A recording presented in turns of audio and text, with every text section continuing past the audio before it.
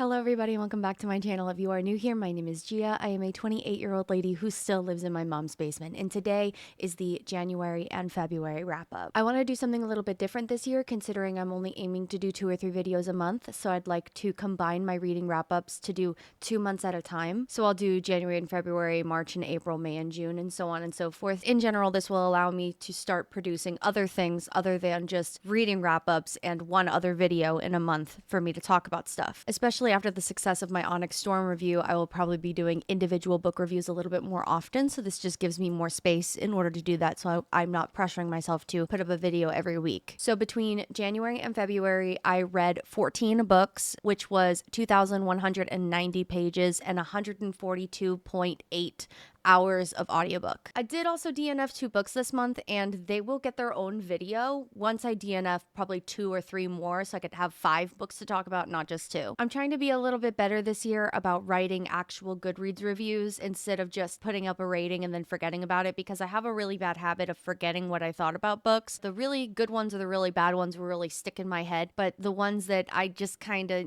have some thoughts about, sometimes I forget about that. So I've been trying to do a better job about writing Goodreads reviews that are actually detailed. So I will be referring to them on my other screen as I talk about these books. There will be spoilers. I'm sorry. I really need to say that more often instead of just diving in. I really need to tell you in advance that most of the time when I talk about stuff, it's gonna be spoilery, but I'll put up some timestamps and you can look in the description of the video if you want to skip ahead. I started the year out strong with The Ballad of Songbirds and Snakes by Suzanne Collins. I had never read this book, but I have seen the movie before, so I did commit a cardinal sin by not reading the book first. I also haven't reread the Hunger Games books in a really long time, and after listening to The Ballad of Songbirds and Snakes on audio, I am definitely interested in getting my hands on the trilogy in an audio format. I do have copies of the trilogy. It's like under here, under the mic arm. I really enjoyed the way that it was narrated, so I'll probably be picking up audiobook copies of The Hunger Games and do a re-listen this year. I'll be honest though, if I do decide to get my hands on an audio copy, I will be tempted to declutter my physical copies, but I might just keep onto them for nostalgia's sake, and it is a series that I would like to revisit in the future. Anyways, I rated this 5 stars. I don't know if it's because I watched the movie first and committed that awful cardinal sin. After watching the movie and then listening to the audiobook, it made me realize just how good the movie was as an adaptation. I'm sorry if that's a controversial statement. There was a lot in common between the book and its adaptation, and that to me just made the experience so much more worthwhile. But it also dove into the mind of President Snow. I'm not going to say his first name because I will stumble over it a million times. I guess you could say that a criticism of the movie could be that you are missing that internal dialogue because you spend most, if not all, of the book inside President Snow's head. You really start to see how the wheels are turning and what he's thinking, and that to me made a world of difference. Now, please don't confuse this with the idea that I am praising the character or that I like the character or anything like that. Just saying that the book made you understand him. And I think that was the main goal, because some people don't really like this book because they felt as though they didn't need any justification or any sort of humanization of the titular villain in the Hunger Games. But I think it succeeds at humanizing someone who is terrible, who didn't used to be terrible. And in a way, it makes it tragic because he grows into a terrible person and he has to be put down like Old Yeller. And I don't disagree with that. But seeing over time how the Capitol and how the games, as they were first engineered to be, really twisted the mind of this one individual into becoming someone who is so terrible for the entire country. I said, you understand how he got this way, that yes, he is entitled. Yes, he is selfish. Yes, he is self-preserving, pragmatic, complacent is a big one. But he became this way after seeing his parents being murdered by rebels and their family name falling from grace, feeling judged constantly by people who are considered their peers, and feeling the need to hold up appearances, desperate even to have anything that is his, because the family has lost everything. The life that he used to know is not his life anymore. That's the only way he understands life to be. This translates into his weird, overbearing protectiveness over Lucy Gray. He yearns for a return to brunch, except brunch is a government with absolute power, because to him, that's when the world made the most sense. Like, again, I'm not saying I like him, I just understand how he got this way. I also really enjoyed the relationship between Coriolanus and Sejanus. Their names rhyme. Oh my god, their names rhyme. Sejanus never felt capital enough due to his District 2 background, which as a longtime fan I found kind of funny, because we know from the trilogy that being District 1 or 2 was almost capital adjacent, but in this book, being District 2 was still being district. But it brought up this old money to new dynamic, because Corio didn't understand why Sejanus just didn't put the district behind him and accept that he's capital now. But Sejanus still saw the looks that people gave him and knew that money would never fully buy acceptance. It gave us more of a class warfare dynamic that the original trilogy didn't give us, because we didn't really have a perspective from the capital outside of Joanna and Finnick, who were just victims. Corio is always puzzled by Sejanus, loves him in a way, but is also envious of him and annoyed by him. Jealous that his family has money and the Snows are destitute. Annoyed that Sejanus seems to scoff at the money, because simply the two of them value money and prestige very differently.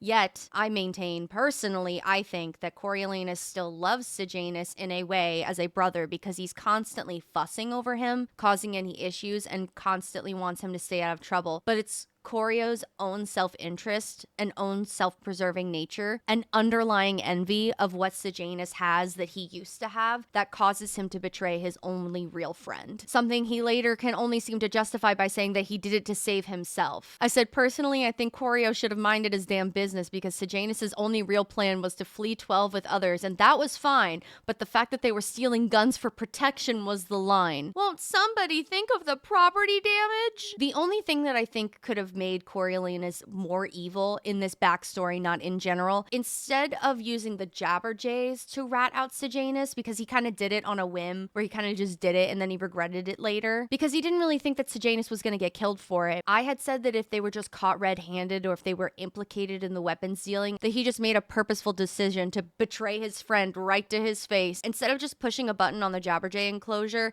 and then realizing what he did later, regretting it, and then coming to terms with the fact that he made that decision, like, in order to protect himself. It almost made him seem not a victim of circumstance, but a victim of unintended consequences. And I didn't really like that, because I would think that he would regret his actions, seeing that Sejanus was a good person and was only trying to help people, and then the capital killed him. I don't understand why that made Snow more evil, or more complacent, I guess, but instead of realizing that they were evil the whole time. That's the only thing I really didn't understand. But realistically, that's the only thing I had to say about it, and it wasn't really something that I could dock any points for. So this gets a perfect 5 stars. I am also very proud to say that I'm one of the first people in line at my library to get their hands on an audiobook copy of Sunrise on the Reaping. I was at work when my library notified me that they had copies of it, and I clicked on it expeditiously, and I'm like the 3rd person in line. So the odds of me getting my hands on this book on release day is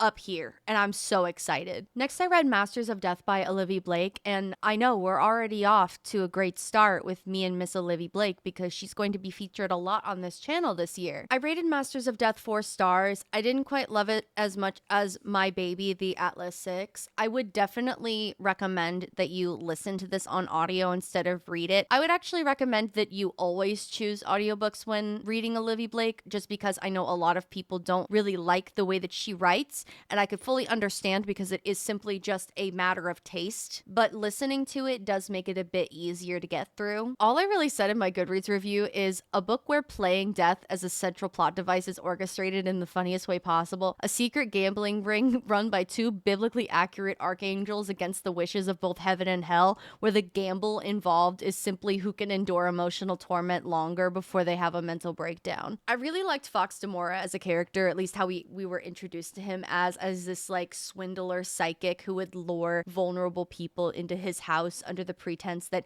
he could contact their dead relatives, when really he was just using his adopted dad like in his back pocket. I think as a concept that's very interesting, when you have a character who claims to be a psychic, but they can just talk to someone who can then talk to the other dead, and it's kind of like a game of telephone. But you know, it is kind of shitty of him, because he is luring people to his house under the pretense that he can contact their dead relatives, and then in the emotion of it, he's seducing them, which is pretty fucked up. Fox Demora is not a perfect person. I never said that. I just said the concept of his character is interesting. I think my favorite parts of the book were the interludes between the two archangels who were just scheming and plotting their way to success. Judging by how much I've read so far this year, I might actually be able to add more books to my list than I had predicted. I really hope that I read more of Olivia Blake this year. I say that knowing that I'm turning one of her fan fictions into a video, and I have been working on that for literally a year. But I would also like to do a video that talks about her fan fictions individually because they're really just an integral part of my identity, especially in high school and in college. Up next, we have the Cartographers. I rated this 3 stars. I was personally very disappointed in this book, but I finished it because I wanted to see where it went, because I was legitimately interested in seeing where it went. It's just every time a fork in the road would come up in the plot where, you could go one way or the other, they just went the way I didn't want them to go. I said I desperately wanted this book to be about a map towards a secret treasure, but instead I got daddy issues, the story of my parents' friendship group falling apart. I wish I could say the real secret treasure was the friends we made along the way, but unfortunately all we got was your mom coming back from the dead. Maybe I should have made an individual review about this book because it's been in my head and I could still talk about it passionately, but I was so disappointed. The story that I got was a 3 to 4 star read, but that wasn't the story that I signed up for, and that wasn't the story that I thought we were going to get. So that's why it's a 3-star read. Next book I read was A Promise of Peridot by Kate Golden. This is the sequel to A Dawn of Onyx. I said book 2 was more interesting and more engaging than the first one from what I remember. It's been a while, sue me. But I gotta give them the same rating as 3.75. I have to be honest and say that reading this on an airplane definitely encouraged me to read from 27% to the end in a single sitting. And then just a couple of thoughts that I had were Griffin and Mari are cute and I want them to have their own book as a side ship that has been teased to us a couple of times. I would really like it if they had their own book. With the main couple, the whole I love you, but I'm scared to hurt you because I'm prophesized to die, therefore we can't be together thing. I thought that was valid. I thought that was very real. I thought that was a very good reason to keep the main couple apart, because sometimes I'm wondering in some of these books, it's what's actually keeping the main couple apart outside of, I don't know, does he love me? Or I don't know, does she love me? Outside of those types of misunderstandings, I really like it when a book gives you a very valid reason as to why the leads can't be together for some reason. They love each other, but there's some diametrically opposing force that is keeping them apart for some reason. And I liked that. The kingdoms themselves are interesting, but the world building is a little lacking, in the description of the environment, because I find the idea of them being based on gemstones to be very interesting, but I didn't really get that from the environment of everything I was looking at and how that translates into geography. I forgot that Cain, I forgot that was his name. I gotta be honest. I forgot that Cain was a dragon shifter, so I gotta be honest. I don't think we've ever gotten a description of what his dragon form looks like. Just Cain was in his dragon form and flew us where we needed to go. When you look at this book, you wouldn't think, yes, the prince is a dragon shifter. It's just kind of there as a surprise. Most people didn't like the last 2 seasons of Game of Thrones because there was no suspension of disbelief as to how traveling happened, because Arya would just pop up at different parts of the continent. It's that type of thing, but Cain is just a dragon shifter and could just take them wherever they needed to go. But if you asked me to describe to you what his dragon form looked like, I would not be able to tell you. The next book I read was Onyx Storm, which I rated 1 singular star, and it has its own video. Go watch it. It's my best performing book review that I've ever done to date, and I'm very proud of it. I will be honest and say that I did ramble a little bit more than I thought, but I was trying to record it before I went to work, so when I looked at the final copy, it was I could have done this a bit better and a bit more organized, but still, I'm proud of it. In place of the fact that I have already published a video about this, I would like to read to you my reading progress on Goodreads instead. 23%. I wanted to DNF at 2%, but the Rebecca Yaros ruined my birthday video idea was too good not to use as a video title. Just to be clear, I'm having a horrible time. It is at 3x speed just to get through it. Why is this 25 hours long? At 31%, how am I 30% into a 700-page book and nothing has happened? 51%, I didn't say anything. It was clearly nothing for me to say. 54%, 3 times speed is not nearly fucking fast enough to finish this slop. Y'all actually like this shit? 62%. Alternate title for this book is The Divergent Fanfiction Zionist Propaganda Pipeline. And then 84%, I said, the finish line is in sight, but I might die before I get there. My video notes are so long. And they were. Next book I read was A Botanist's Guide to Society and Secrets. This is the 3rd book in a series. I rated it 4 stars. And like I've said before, I didn't really intend to get this attached to this series, but I really like the characters and I really like the story idea being this girl who's named Saffron and she's a botanist and her dad was a botanist and she specializes in poisonous plants and people come to her because they need her to solve murder mysteries. And I just find that so interesting. And then in every book, it's always something different. The next book I read was Between Wrath and Mercy by Jess Wisecup. This was a reread and I will be counting them towards my reading goal. I'm sorry if that's controversial, but I will be also counting fan fictions towards my reading goal this year. So I wanted to do a reread of this because the third book came out not recently, as in like a month ago, but it came out, I believe, last summer, and I just hadn't gotten around to it. And it had been long enough that I was like, okay, the first two books were like brain chemistry changing for me. Let's go back and reread them, even though they're like 750 pages each. I didn't change my rating from before. I still rated it 5 stars. And just to revisit like my Goodreads review, just what I thought about it, I said that I enjoyed that this was an older romantic pairing between 30-somethings instead of a mystical teenager with overnight powers and a prince who is too old for her. This is a second chance romance with your first love, and sorry, it's superior, argue with the wall. That I liked that the hero was emotionally available, opened about his feelings. He was reassuring and steadfast and patient. He was like a nice person. He was a good person. And I liked that. And he said he was sorry and he meant it. I said interesting powers, good world building with room to expand, and there was high stakes. And then I said that the only thing I didn't like when I read this the first time was that the heroine overthinks their relationship a lot in the first half, which is not so much a con as more so a okay, now kith. The first half of the book is just Emmeline rethinking everything and overthinking everything a million times over, and Rainier is just laying everything out on the table and saying things that a man once said to me in the front seat of my car, saying things like, I've dreamt about you every day for the past however many years, and in the back of my mind I only think about you. And what the difference is that Rainier meant it. He was just saying and meaning all of the right things, but she was still in her head like, oh my god, but he was engaged to my sister and my sister's now dead and everything. It's like, girl,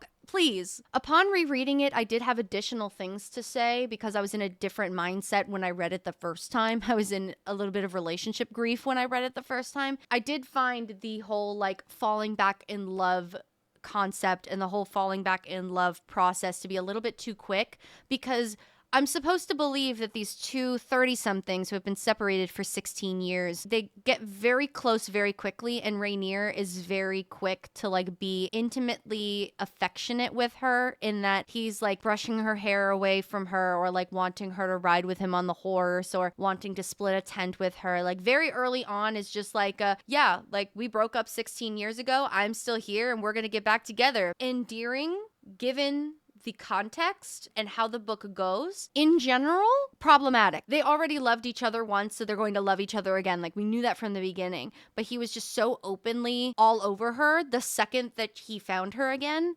And he was surprised when she was like, hey, like, I need a second before, like, we jump into the things too soon. Another thing I noticed is that they always had these really profound declarations of love to each other about once every couple of chapters. It would always happen when they would reaffirm their love for each other, that in between like the normal like book writing and everything, there would just be this giant paragraph of them reaffirming their love as if they're reiterating wedding vows. But it's different. Like I highlighted a couple of them. I'll have to read them to you. I love you, Emmeline. I have loved you from the start, and I will love you until we're both just a whisper in the wind. It's your eyes I see when I close mine, your heart I want to hold, and I'd set this whole damn world on fire if you wanted to watch it burn. Sometimes I wonder if maybe my life would have been easier if I never met you, Em, but the fact is I did. I met you and my heart has beat for only you ever since. My heart is yours to break, borrow, and bruise. The only way this ends is death. There is no one else for either of us. Like, if you put these all together, it just sounds like wedding vows, but they got even longer, saying, I had once believed that to know love was to lose it. Maybe I still did. Perhaps it was love to know there was a price and to find it worth paying all the same. Perhaps it was love to have an unshakable madness burrow under your skin, asking you to choose that which terrified and exhilarated you over and over, knowing one day it wouldn't be a choice, knowing that one day when you're truly dependent on it, it will leave. By accident, choice, or time, it will be gone. Perhaps love is a risk. Perhaps love was taking a leap and knowing you could withstand what happened after. I didn't know much about it, not this kind, not in the way many seemed to know about love, but what I did know was that it found me and never left. This love had been there all along, waiting for me to choose it. This love felt like daylight, golden and warm. Swifty alert. The first rays of sun after a long, hard night. This love felt like courage, like the first timid steps on an uncertain path, but I was changed and made anew, still soaking in the afterglow of the light we had to come. Stream Afterglow by Taylor Swift. And I knew that there was no going back. You have held my heart in your hands since the moment I met you. Every beat and every skip you have possessed, every thought and every dream, every secret and every fear has belonged to you. You ignited a flame in me which has burned and sputtered and raised. Ours is a fire that will never go out. Ours is a fire that will swallow its hold. I'd rather burn with you, more burning. Lots of burning, lots of fire, lots of flames, than live in the dark. Before I knew you, I searched for you and I've never stopped. I found your eyes in the leaves. I found your smile in my child's laughter. I found your patience in my heart and my courage in my own. Just a spark, tiny flame, more flames, more fire. All those years ago, which I protected and fed, a tiny spark I could never snuff, more fire. Now you've stoked it into a roaring fire, more fire. A warmth that is protects and endures and sustains, a spark of hope and an ember, more fire on the wind of promises made and kept. It was just really disorienting to have book happening. You know, book is happening. And then like once every 2 or 3 chapters at the very end, they like always reaffirm their love and make this passage that sounds like wedding vows. It just took me out a little bit. It just took me out this time where I was just like, okay, we get it. Your love is a burning fire and it burns and you burn for each other. Next, I read A Study in Drowning by Ava Reed. This one needed to marinate a little bit. I rated it 4.5 stars, rounded up to 5. And I really needed to think about this one for a second because I described this to a coworker as a reading experience that I didn't quite appreciate until after it had marinated for a couple of days, because at the time I was kind of stuck on the prose, but once I really thought about it, I got over the prose and I was like, no, this book has changed my brain chemistry for all time. Apologies for the tone switch, but this is a serious book that talks about serious issues. This is one of those books that I needed to sit with. The detailed discussions of essay and academia and academic sexism were deeply unnerving, but that's the point. The plot and the book's messages stick with you. The writing style is more on the lyrical and flowery side, and some people might not appreciate it, but I certainly do. Like, it took me a second before I realized, like, I was struggling with the prose, but then I actually really appreciated it. I think this is best described as a mix of lyrical fantasy and magical realism. And then I said, add this to the list of books that I think should be taught in English classrooms. It discusses the very real reality that history has silenced women and forced them to take male pseudonyms or forced them to give up their intellectual rights entirely. There is duality in Engerod being forced to give up the rights of her story to her husband and Effie being unable to study in the English college because she's a woman. There is duality in Engerod being groomed by her husband and Effie being essayed by her professor. There is a breaking in that cycle by dispelling the Fairy King and by Effie publishing with Preston, who is a man, yes, but he sees her as an equal and uses his privilege to bring her up with him, which I really appreciated, because the whole time with this romance is blossoming, Effie is afraid of what Preston thinks of her, but he only looks at her as someone who is amazing, and he thinks that everything that she has gone through has been unfair, and he wants to help her and wants to help elevate her instead of stifle her. I can't wait for A Theory in Dreaming to come out. I'm so serious. After such a serious read with A Study in Drowning, I had to make it silly again because I read Bride by Ali Hazelwood, and it was a 3.75, surprisingly enough, because you know what? Fuck it. Yeah, I did enjoy Ali Hazelwood writing Omegaverse, knots and all, and I didn't hate it. The romance subplot was a little tepid, but I mean, they were going to end up together anyway because it was a marriage of convenience. But the whole Omegaverse concept with them being different species and how is this gonna work thing, that is discussed, that is talked about. But the plot was also very interesting. The whole uncovering the fact that there are people who have had children with humans and therefore they have like half wolves, and they were, you know, trying to uncover the fact that it had been covered up. So yeah, like the romance was a little bit tepid and underwhelming, even though, you know, it does get a little awkward because they have to talk about the knot of it all, but the plot was what was interesting here. And if it had not been interesting, the book would be a lot worse, in my opinion. Weird to say that an Ali Hazelwood book has a tepid romance but good plot, because, you know, usually it's usually the other way around. Next, I read A Darker Shade of Magic by V.E. Schwab. I rated this 4.25. I said, Victoria, you've done it again. The world building was super interesting. I was only confused about the different languages that were spoken between the different Londons, because because there's the 4 different Londons, and it's said very clearly that English is like the language of the royals, but the way that magic is described and the way that magic works in this universe was extremely interesting and unique. I had never seen anything like it. Only other thing that gave me pause, not like pause, like in Bride, I felt like there was something that could have been said about the enemies being Danes,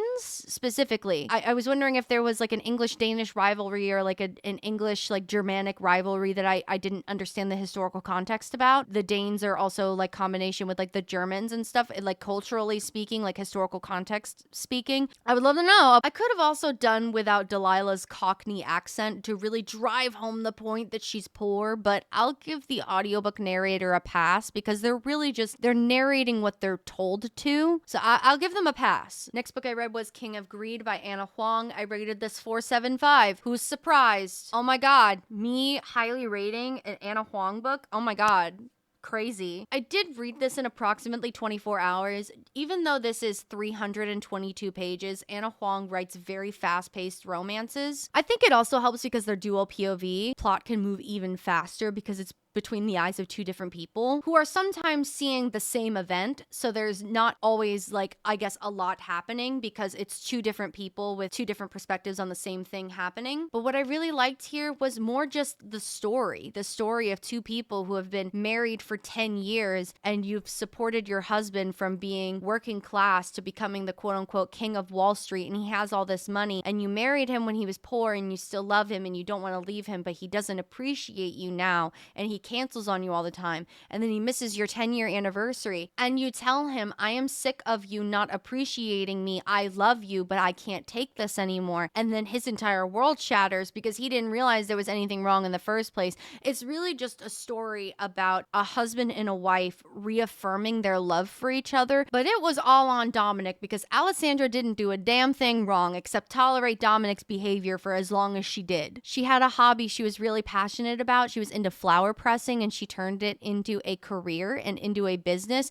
which me personally, I don't really understand how you could turn flower pressing into a career, except maybe as like a art thing, because I guess it's floral art made with real flowers. So I guess, yeah, okay, maybe, okay, I spoke too soon. I do understand how this is big, but this is like a business supported by the rich. Let's just be honest with ourselves. But she was really proud of it, and he supported her through that. And there were things that she wanted to do with her life other than just be married to the king of Wall Street. And he had to realize her worth. It was good. I liked it. I like second chance romance. What can I say? Argue with the wall. It's a good trope. It took me several hours for me to realize that I forgot to tell you about A River of Golden Bones. I mean, if we're being honest, I wish I forgot about A River of Golden Bones. So actually, it will be getting its own dedicated video. I didn't like it if I didn't make it clear enough. I did rate it 1 star. There were a couple of things in this book that I enjoyed that I will point out because there were things going for it that kept me engaged.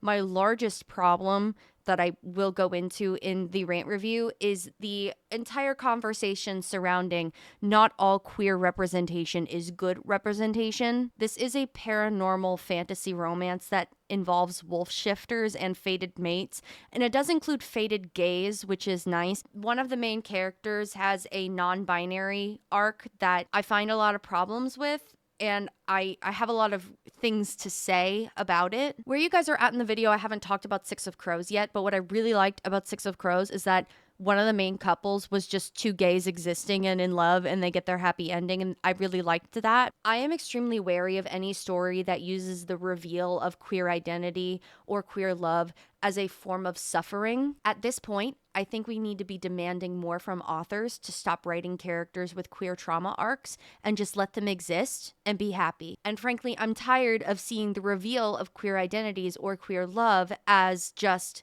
an entry point into giving me fantasy homophobia or fantasy transphobia. I'm fucking tired. If fantasy, romantasy, paranormal romance, any of those, if they can give me wolf shifters and vampires and fae and angels, if you can give me romantasy for breeders that has absolutely no form of birth control in its universe that is inevitably going to end in an accidental pregnancy, you can give me romantasy gays without it being a suffering or traumatic coming out story. I'm tired of them. And I'll have more to say about this later. And then the last 2 books I'll discuss together and separate, but I'd read Six of Crows and Crooked Kingdom. I read them both on audiobook. I rated Six of Crows 5 stars and I rated Crooked Kingdom 4.5, mostly for Matthias. I'm not going to wax poetic about the plot of this book and tell you about it because most people have read Six of Crows by now. I'm just late to the party. Le Bardugo, your mind. Truly your mind. I would like to know what happens inside it. One thing I really did want to say about this is that Le Bardugo did an excellent job here presenting us with 6 very individual characters that are all very, very different, and they have very distinct backstories and lives and personalities. So I can compliment her on that because I get frustrated when books have a lot of characters and they don't feel individual. So already this was set to become a very highly rated read for me just on the character development front, but giving us 6 characters and 3 couples that were all so different from each other because Kaz and Inej are kind of left up to interpretation. And I mean, there is potentially going to be a 3rd book in the series. I mean, Le Bardugo did sign like that 12-book deal. So, you know, anything could happen at this point. But Kaz and Inej were kind of left up to interpretation. And I liked that for them, honestly. I liked that for them. I felt like that was very in line with the both of their characters, is for the 2 of them to love each other so much and have such high loyalty to each other, but just they themselves are not perfect people that might not be good for a relationship. They have their own goals, but they still love each other. I also really liked that our queer rep got the happy ending, but even more than that, because I've talked about this so much and I'll never stop talking about it, but I get so wary of any book that talks about queer characters or a queer relationship, because I want to know in this universe if queer trauma and suffering or identity crises is going to be a part of the character's arc, because it makes me really upset when I see countless characters that are written to be queer and the entire time they're just struggling. Whether it's struggling to explore the parameters of their identity, but then also the social parameters of their identity, whether or not they will be ostracized for their identity or if their family will ostracize them. Like, how queer-phobic is the universe in which this book is taking place? And that affects how the character's arc progresses. And I get really upset when I see authors doing what I consider to be the easy way out, in which the society that they are crafting in their book is a reflection of our society in real life. It makes me upset when they make queer characters always on the struggle bus. It's always, will my parents accept me? It's always, will society accept me? It's always being afraid of what people think of them, or the shame. I'm tired of queer people being written to be shameful or to feel shameful or be made to feel shameful about who they are and who they love and what they want to be in life. It brings me a lot of distress. So I can really appreciate when a story talks about a queer character who is just existing. I found this also in Foul Lady Fortune with, I think her name was Cecilia. She was a trans woman who was just existing. And the romance part of her arc had absolutely nothing to do with her being trans. It was just, does he love me? Which is the main question that a love story needs to answer, is, do they love me? And if the answer is yes, happily ever after. If the answer is no, then they don't end up together. I really tried to pay attention to see if this was potentially present in this universe. And I am very happy to report that unless I missed it as an audiobook listener, I did not hear any inklings of homophobia. And it was so nice. Just Jesper and Wyland love each other. End of story. The only thing that was keeping them apart was their families and them being from different, I guess, sides of society. That was really it. They even flirted with each other from the very beginning. It was awesome. Nina and Matthias may have been my favorite pairing. I love all of them, don't get me wrong, but I really enjoyed the enemies to lovers arc that Nina and Matthias had, and I was so sad, on the brink of tears. I really hope that Nina gets more love and appreciation in Rule of Wolves and King of Scars. I think I got them backwards, but I also have those on my TBR. And that's it. those are the 14 books that I read between January and February. It would have been 16 had I not DNF'd 2 books, which again, I will talk about once I have about 2 or 3 more DNFs. And I just want to say, I'm not DNFing them for content. I'm DNFing them because I don't want to read them anymore. And I will tell you why I didn't want to read them anymore. At the end of the day, while this YouTube channel is a hobby for me, I do read with intention to enjoy something, unless it falls into that hate read category, you know? And I am open about those things where I might go into something knowing I'm either going to hate it or I'm going to rant about it. And I'll be honest with you about it when that does happen. DNFs just really fall into that category of this is so bad, I literally cannot finish it. And then I will write you a dissertation as to why I couldn't finish it and what my problems are with it. And I do read Goodreads reviews. When I decide to DNF something, I go straight to the Goodreads reviews and just spoil it for myself. And I usually go, yeah, that was the correct choice. I didn't want to finish this anyway. Anyways, that is all from me. Thank you so much for hanging out with me if you got to the end of this video. If you'd like to find me anywhere else, you can find me on Twitter or on Twitch, because I have been streaming again, so I will advertise my Twitch channel again. There was a Pokemon Direct today that talked about the new Pokemon Legends game, and they haven't quite announced it for pre-order yet, but I did look because I'm super interested in getting it because I loved Pokemon Legends Arceus. So if you got to the end of this video and you do intend on buying that game, or you're interested in watching me stream that game on Twitch, I'd like you to list below in the comments if you're going to choose Chikorita, Tepig, or Totodile as your starter. But if you're not interested in Pokemon, or if you're not going to play the game, then just leave a comment below. I would really appreciate it. And thank you so much for watching. Remember to drink water and be nice to each other and exude kindness and empathy with everything that you do, and I will see you in the next video. Bye!